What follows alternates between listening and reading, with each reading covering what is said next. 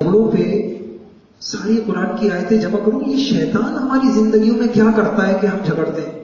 میں اس کو سب آیتوں کو جمع کروں اور پھر میں اس کو تفصیل سے ایک ایک آیت پڑھوں. آپ یقین جانیں اسی طریقے سے میں نے اس ایک آیت کو بتائیں کتنی تفسیریں دیں.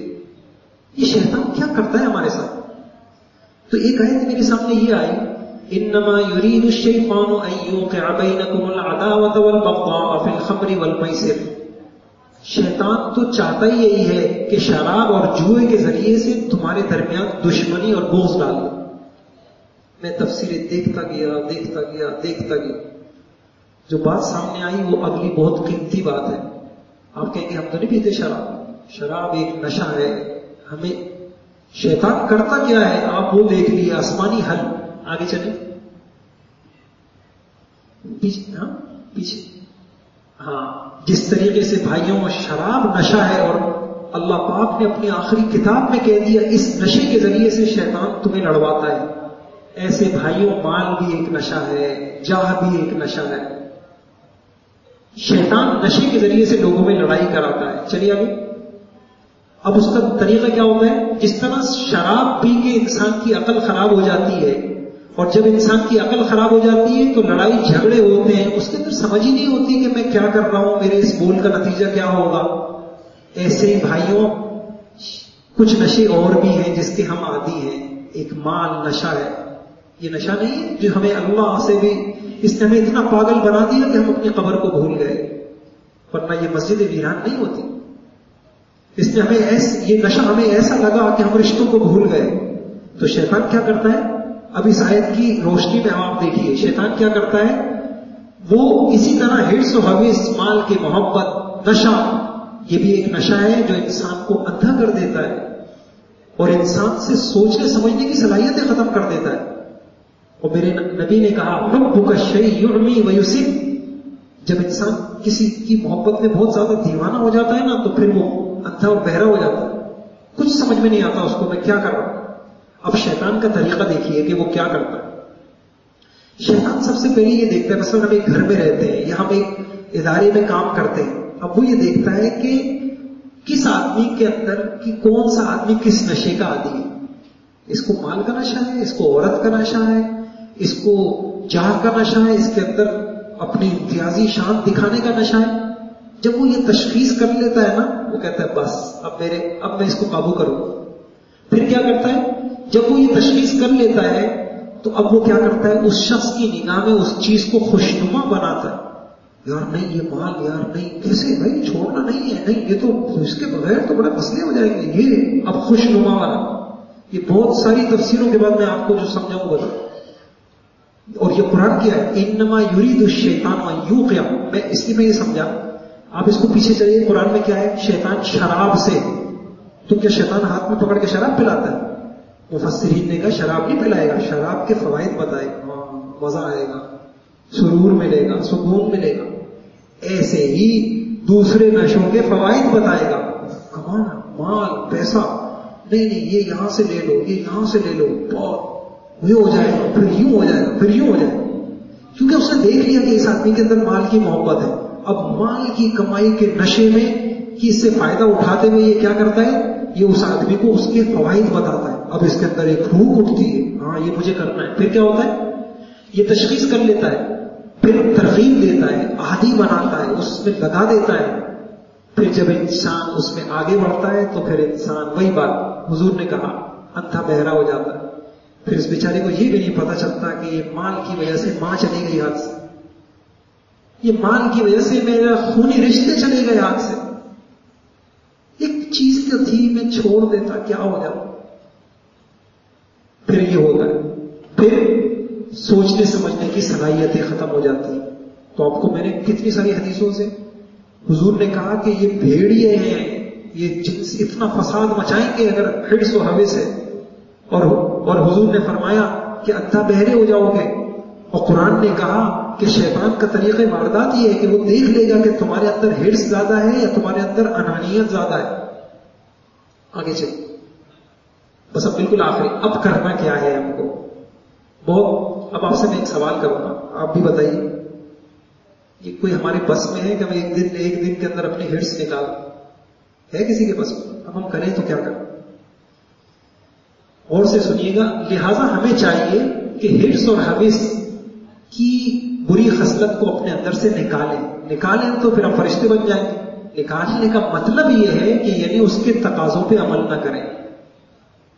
حرص کہہ رہی ہوگی یوں کریں، حرص تو باقی رہے گی ہمارے اندر، لیکن ہم یہ کہیں گے کہ نہیں ہمیں نہیں کرنا. بے شک مجھے دل چاہ رہا ہے میں نہیں کروں گا. بہت سارے کام نہیں کرتے، دل چاہتا ہے ہم نہیں کرتے. ہماری حرص کہے گی کرو، ہم کہیں گے نہیں میں رشتے نہیں توڑ سکتا، میں کسی کا حق نہیں مار سکتا، میں نہیں کروں. حرص کے تقاضوں پہ عمل نہیں کرنا. پھر کیا کرنا ہے؟ اس کی ضد پہ عمل کرنا ہے. حرص کی ضد کیا ہے؟ ایثار، احسان، دستبرداری، تواضع، عاجزی. بڑی اچھی مثال دی بعض نے. بعض اوقات اپنے موقف سے تھوڑا سا پیچھے ہٹ جانے سے انسان بڑی نقصانوں سے بچا لیتا. ماچس ہے، ایک ماچس پیچھے ہٹ گئی، بہت ساری ماچسیں آگ لگنے سے بچ گئی. اتنا سا اپنے موقف سے پیچھے ہٹ جائے، تھوڑی سی نام ٹھیک ہے یار. لیکن یہ کام اتنا آسان تو نہیں. آگے چلیے حل بتا رہا ہوں میں انشاءاللہ، پکا حل. جب ہم اس نسخے پہ عمل کریں گے، یعنی حقوق کی حق طلبی کے مقابلے میں حقوق میں ایثار، دستبرداری، تواضع، عاجزی سے کام لیں گے تو انشاءاللہ لڑائی جھگڑے ختم ہوں گے. صلح، وہی بات آ گئی نا، ہم نے پیچھے پڑھ لیا کہ لڑائی جھگڑے کی بنیاد حق تلفی اور حق تلفی کی بنیاد حرص و حوث اور تکبر، اور صلح کی بنیاد تواضع، عاجزی، ایثار، اور اس میں رکاوٹ حرص و حوث. اچھا آگے چلیے، چلیے آگے. اب یہ بالکل آخری، یہ آج کی انشاءاللہ آخری بات ہے. اب ہمیں کرنا کیا ہے؟ 3-4 حل ہیں. آج سے شروع کر دیں، آج سے انشاءاللہ فائدہ ہوگا. سب سے پہلا حل، ہم اپنے اندر یہ چیزیں حاصل کرنے کے لیے اللہ والوں کی صحبتوں میں جائیں. اللہ والوں کی صحبت، ان کے سینے میں جو دنیا کی بے رغبتی ہوتی ہے بھائیوں، جو اس چیز کا طالب بن کے جائے گا انشاءاللہ اللہ اس کو دیں گے. اور لوگ اپنا علاج کراتے ہیں ماشاءاللہ، لیکن میں پھر عرض کروں گا کہ یہ اتنا آسان نہیں، سالوں لگیں گے اس پہ. جب تک کیا کریں؟ حرص کم ہوتے تو سالوں لگ جائیں گے، شاید زندگی ختم ہو جائے، پھر بھی کم ہو جائے تو بڑی بات ہے. جب تک کیا کریں ہم؟ تو یہ جو حل ہے نا، آپ دیکھیں غور سے سنیں، یہ اتنا لاجواب حل میں آپ کو دے رہا ہوں کہ انشاءاللہ، بہت غور سے میری بات ایک بار سن لیجئے. یہ جو میں حل آپ کو بتا رہا ہوں، اگر آپ نے اس میں عمل کر لی انشاءاللہ کبھی آپ ظالم نہیں بنیں گے. وہ کیا کہ جب تک آپ کو اور ہمیں یہ بات حاصل نہیں ہوتی کہ ہمارے اندر سے انانیت کم ہو جائے، حرص ختم ہو جائے، تو درمیان میں کبھی بھی کوئی جھگڑے ہو جائے تو ہم اپنا حق ہونے کا فیصلہ خود نہ کریں. انسان کی عقل ہمیشہ یہ کہتی ہے کہ تم صحیح، سامنے والا غلط. سارے جھگڑے کی بنیاد ہی ہے. ساس کہے گی میں صحیح، بہو غلط، بہو کہے گی میں صحیح، ساس غلط. اچھا میں اکثر ایک لوگوں سے سوال کرتا ہوں ایسا کیوں ہوتا ہے؟ لڑکی والے ہمیشہ یہ کہتے ہیں لڑکی صحیح لڑکا غلط، لڑکے والے ہمیشہ کہتے ہیں لڑکا صحیح لڑکی. کبھی تو یوں کہنا کہ نہیں وہ بھی غلط، کیوں نہیں ہوتا؟ وہی اندر انسان، یہ اندر کی صفائی بھائیوں، یہ کوئی کھیل نہیں ہے، یہ بہت تقوی کا کام ہوتا ہے کہ انسان اپنی مفاد کے خلاف اپنے لیے گواہی دے دے. اس لیے قرآن نے کیا کہا؟ یا ایھا الذین آمنوا کونوا قوامین بالقسط شہداء للہ ولو علی انفسکم او الوالدین والاقربین ان یکن غنیا او فقیرا فاللہ اولی بہما فلا تتبعوا الہوی. لوگوں انصاف پسند بنو، اگرچہ انصاف کی بات بولنے میں تمہیں اپنی مفاد کے خلاف بولنا پڑے. آگے کیا کہتے ہیں اللہ؟ کام اتنا آسان نہیں ہے، بہت بڑا تقویٰ چاہیے اس کے لیے، بہت بڑا تقویٰ چاہیے اس کے لیے. تو انسان کی وَزَيَّنَ لَهُمُ الشَّيْطَانُ أَعْمَالَهُم، شیطان ہمیشہ کیا کرتا ہے؟ نہیں تم صحیح. ظالم کو بھی کہے گا تم صحیح، تم صحیح. تو ہم کیا کریں؟ ہم یہ کریں کہ ہم اپنے حق اور سامنے والے کے ناحق ہونے کا فیصلہ خود نہ کریں. کیا کریں؟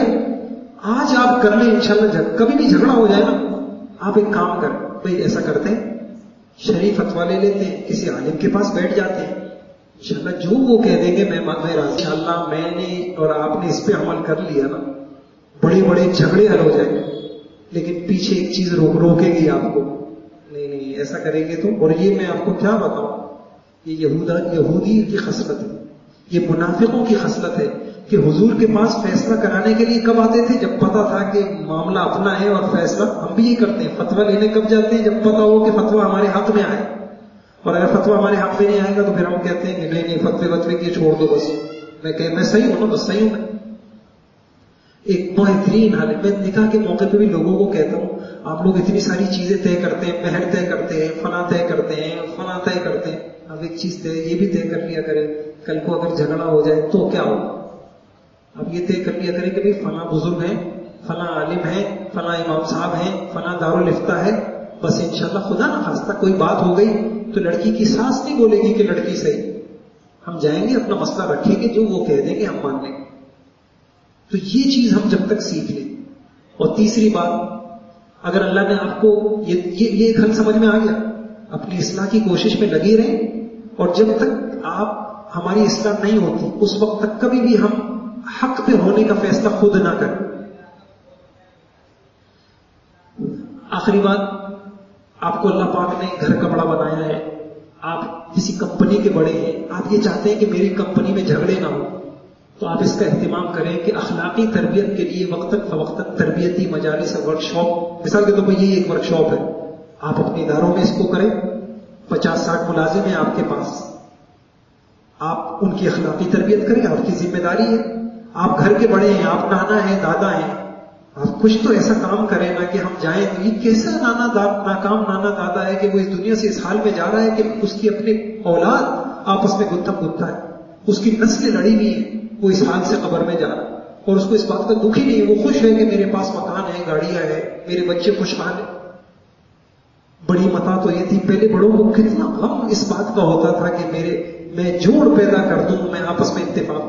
اچھا ایک چیز رہ گئی، ایک چیز آخری بہت اہم بات، حقوق کی ادائیگی بھائیوں آسان نہیں ہے، بہت بڑی ذمہ داری ہے. آپ ذرا دیکھیں نا حقوق کے ہیں کتنے. اللہ کا حق بھی ادا کرنا ہے، رسول اللہ کا حق بھی ادا کرنا ہے، نمازیں بھی ایسی پڑھنی ہے جیسے اللہ کو پسند آ جائے، زکوٰۃ بھی دینی ہے، اگر باپ ہوں تو اولاد کا حق بھی ادا کرنا ہے، پڑوسیوں کو بھی حق ادا کرنا ہے، بیوی کا بھی حق ادا کرنا ہے. اتنے حق ہیں. ایک کام کر لیا کریں، اللہ سے روزانہ مانگا کریں، دعائیں مانگا کریں، اے اللہ میں ظالم بن کے مرنا نہیں چاہتا، میں حق تلفی کر کے مرنا نہیں چاہتا. اے اللہ تو جانتا ہے میں بس بے شک کمزور ہوں، گندا ہوں، لیکن میں چاہتا نہیں ہوں کہ میں اس حال میں مروں کہ لوگ میری گردن پہ لوگوں کے حق ہوں. اے اللہ تو میرے لیے حقوق کی ادائیگی آسان کر دے. اس دعا کی برکتیں آپ دیکھیں گے. اے اللہ تو میرے لیے آسان کر دے. مجھے پتا ہے کہ میرے اندر درندے ہیں، مال کا میں حریص ہوں، حرص و حوث ہے، تو انشاءاللہ کر لیں گے، اعمال اہتمام کر لیں گے. ہم پاکیزہ صحبتوں میں آئیں گے تو انشاءاللہ حرص و حوث میں کمی آئے گی، ختم تو نہیں ہوگی. دوسرا کام ہم یہ کریں کہ ہم اپنے حق اور ناحق ہونے کا فیصلہ اپنی عقل سے نہیں کریں گے کہ میں صحیح ہوں، بلکہ ہم کوئی بھی مسئلہ آئے. حتیٰ کہ عجیب بات آپ کو بتاؤں، دارالعلوم کراچی کے اندر عمارت تعمیر ہو رہی تھی اور مفتی اعظم پاکستان ہے مفتی رفیع صاحب، ان کا کوئی جھگڑا ہو گیا مزدوروں سے. اب مزدور کہہ رہے تھے کہ ہم صحیح، وہ کہہ رہے تھے کہ ہم صحیح. مولانا نے کہا کچھ نہیں کرو، آپ دارالفتہ سے فتویٰ لے لیں، جو کہہ دیں گے ہم مان لیں. آپ کا کیا خیال ہے کہ دارالفتہ والے کے حق تک کسی کی نعوذ باللہ ایسا کریں گے؟ الحمدللہ عدالتوں کے اندر دارالفتاؤں کے فتوے چلتے ہیں. ہم آئے تو صحیح اپنے مسئلوں کے حل کی طرف، اپنے مفاد کو تھوڑا سا قربان تو کرنا سیکھیں. اللہ پاک مجھے آپ کو عمل کی توفیق عطا فرمائے. درس آگے چلیں. اللہ پاک اللہ پاک مجھے اور آپ کو عمل کی توفیق عطا فرما دے. یہ ایک سبب ہمارے سامنے آیا ہے، ٹھیک ہے، بس ٹھیک ہے، ایک سبب ہمارے سامنے آ گیا ہے. اللہ مجھے اور آپ کو ایسی پاکیزہ زندگی دے گی، ہمیں جوڑنا اور جوڑنا آ جائے، ہمیں جوڑنا بھی آ جائے، جوڑنا بھی آ جائے، ہر ایک کے ساتھ چلنا آ جائے. اللہ مجھے آپ کو ایسی پاکیزہ انشاءاللہ تعلق نبھانا آ جائے، تعلق بنانا آ جائے، تعلق نبھانا آ جائے، اور حقوق کی ادائیگی میرے اللہ ہم سب کے لیے آسان فرما دے. اللہ عمل کی توفیق عطا فرمائے.